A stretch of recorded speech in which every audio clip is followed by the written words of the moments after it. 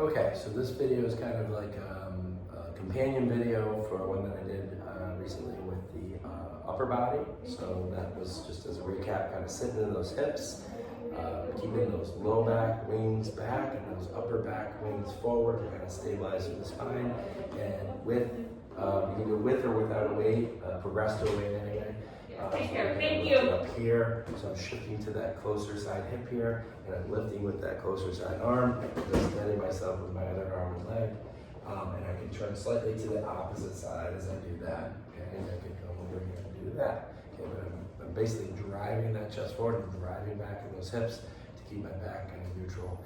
If anything, I'm biasing to extension, especially from that upper chest and thoracic spine. Okay, so now we're going to do the lower body part. And so this is really beneficial because a lot of people have tight hip flexors and somewhat weak gluteal muscles and extensor muscles in their spine. So we want to still pull in from that core and stabilize. Think about the tree, kind of root yourself and then pull into that trunk and keep that canopy nice and open because we're going to be using our arms a lot more now to steady because we'll be lifting the leg. So it's quite a different thing when you lift the leg completely versus having like a toe on the ground, which you can't quite see there in frame, but that's what I'm doing with my back leg is I'm steadying myself with that toe.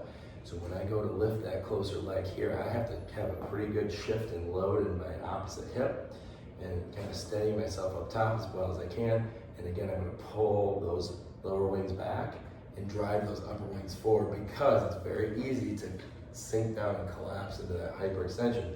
And that way you're not getting quite a good stretch of your hip flexors, so you're perpetuating that hip flexor tightness, and you're basically collapsing through your core as you're doing that. So you can actually start off with like sliders or like a sliding motion to kind of get that sense of keeping that chest up and pulling back in those low ones, and feel how much work that is.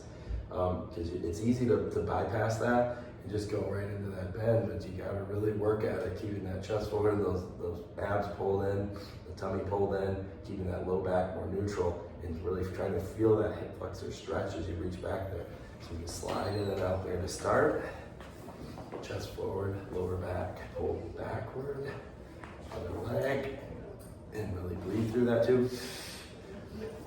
Okay, and you can get fancy with that too and kind of do like a little bit of a, this is going to be on the stance leg hip to stretch that out, so it's a good mobility one for that as well.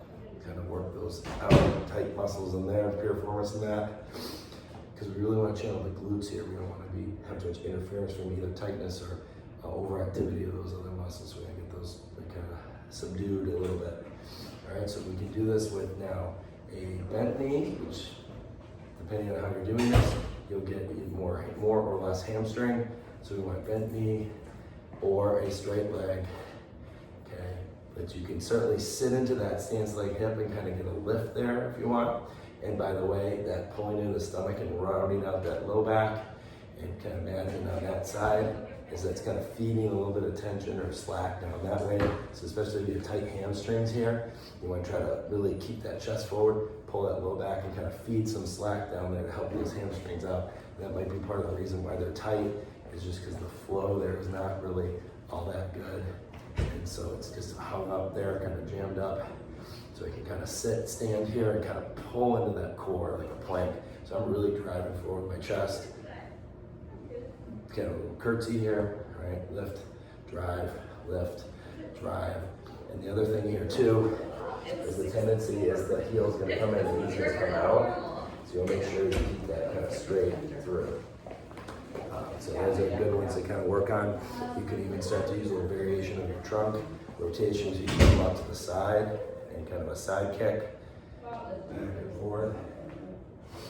So you can work into some of those other muscles in there, the gluteus medius as well as the maximus and the rear.